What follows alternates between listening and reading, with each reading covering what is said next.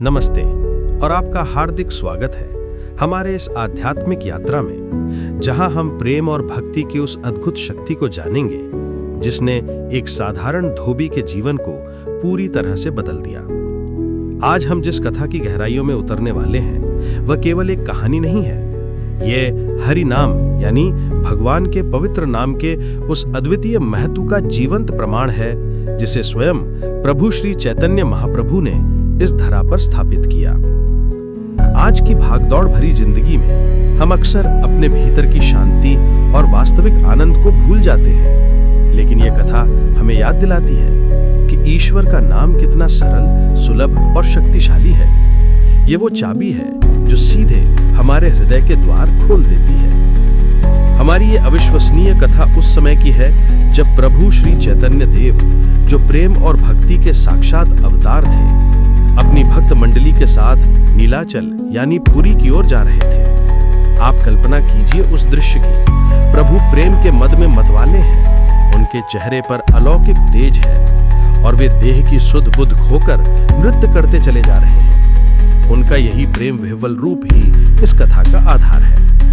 ये कथा हमें सिखाती है कि भक्ति का मार्ग किसी वर्ग, जाति या स्थिति तक सीमित नहीं है।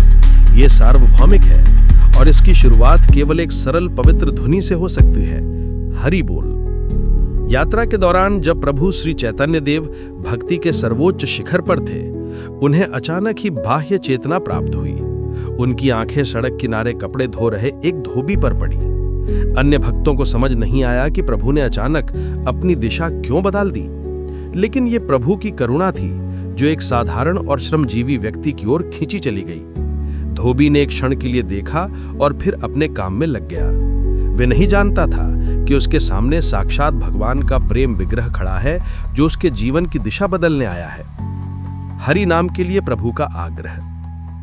प्रभु सीधे धोबी के पास पहुंचे और अत्यंत प्रेम से कहा, भाई धोबी, एक बार हरि बोलो। धोबी ने प्रभु को एक साधारण भिक्षा मांगने वाला साधु समझा। उसने तुरंत अपनी गरीबी का हवाला दिया और विनम्रता से भिक्षा देने में असमर्थता व्यक्त की। यहीं से कथा एक महत्वपूर्ण मोड़ लेती है। प्रभु ने स्पष्ट किया, धोबी, तुमको कुछ भी भीख नहीं देनी पड़ेगी, सिर्फ एक बार हरि बोलो। धोबी के मन में शंका उत्पन्न हुई। उसने सोचा कि इन साधुओं का जरूर कोई स्वार्थ होगा, बिना किसी लाभ के ये मुझे हरि बोलने को क्यों कह रहे हैं। उसने श्रम और जीविका का तर्क दिया, महाराज, मेरे बाल बच्चे हैं, मैं मजदूरी करके उनका पेट भरता हूँ। मैं हरि बोला यानी सिर्फ हरि नाम लेने वाला बन जाऊंगा तो मेरे परिवार का क्या होगा। ये प्रश्न आज भी कई लोगों के मन में होता है, क्या भक्ति और कर्म साथ साथ चल सकते हैं? प्रभु ने शंका का समाधान कितने सहज ढंग से किया। हरि नाम लेने में ना तो कोई खर्च लगता है और ना किसी काम में बाधा आती है, फिर हरि क्यों नहीं बोलते? धोबी के मन का संशय और भी गहराया। उसने प्रभु को निष्काम बताया और खुद को श्रमिक। उसने कहा, बताइए, मैं कपड़े धोऊं या हरि नाम लूं? प्रेम का समर्पण। कपड़े मुझे दो, तुम हरि बोलो।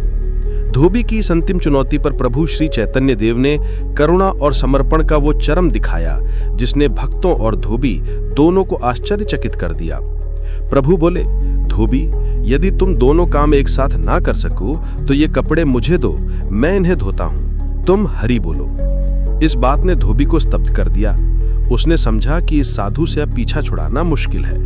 हार मानकर उसने पहली बार अपना मुंह ऊपर उठाया, कपड़े धोना छोड़ा और प्रभु से कहा, साधु महाराज, तुम्हें कपड़े तो नहीं धोने पड़ेंगे, जल्दी बतलाओ मुझे क्या बोलना पड़ेगा, मैं वही बोलता हूं। धोबी ने देखा कि साधु की आंखों से आंसू की धारा बह रही है और उनकी दृष्टि करुणा से भरी है। यह दृश्य देखकर धोबी का मन मुग्ध हो गया।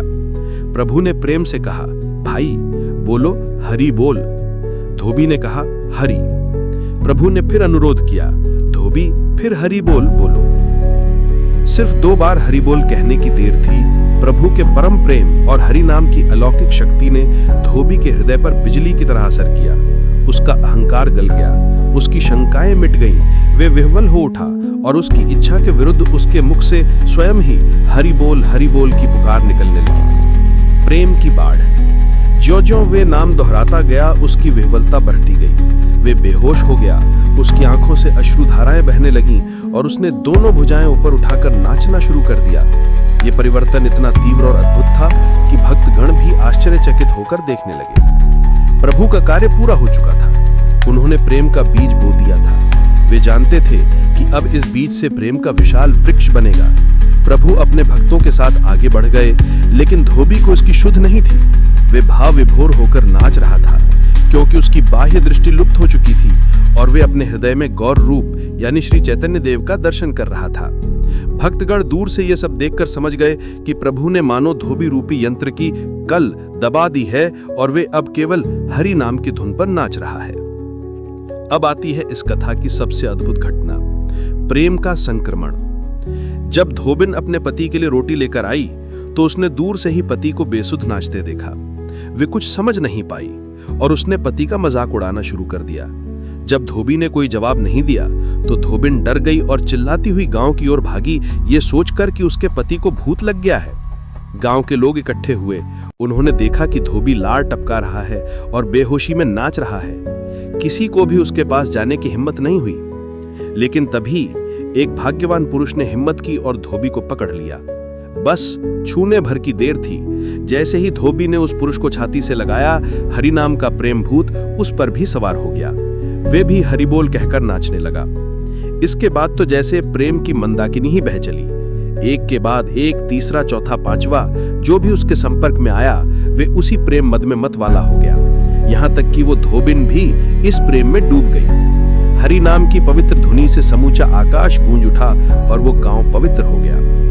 ये कथा हमें हरि नाम की सर्वोपरि महिमा सिखाती है। हरि नाम का मार्ग सबसे सरल है। इसमें ना तो कोई विशेष कर्मकांड है, ना धन का खर्च और ना ही कामकाज में कोई बाधा।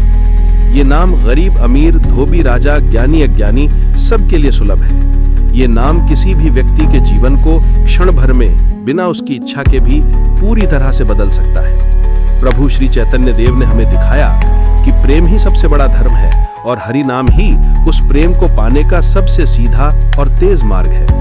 उस धोबी का उद्धार और उसके माध्यम से पूरे गांव का प्रेम में डूब जाना इस बात का प्रमाण है कि केवल एक बार हृदय से पुकारा गया हरि बोल हमारे जीवन की दिशा हमेशा के लिए बदल सकता है। ये नाम केवल मुक्ति नहीं देता, बल्कि जीवन को आनंद और भक्ति से भर देता है।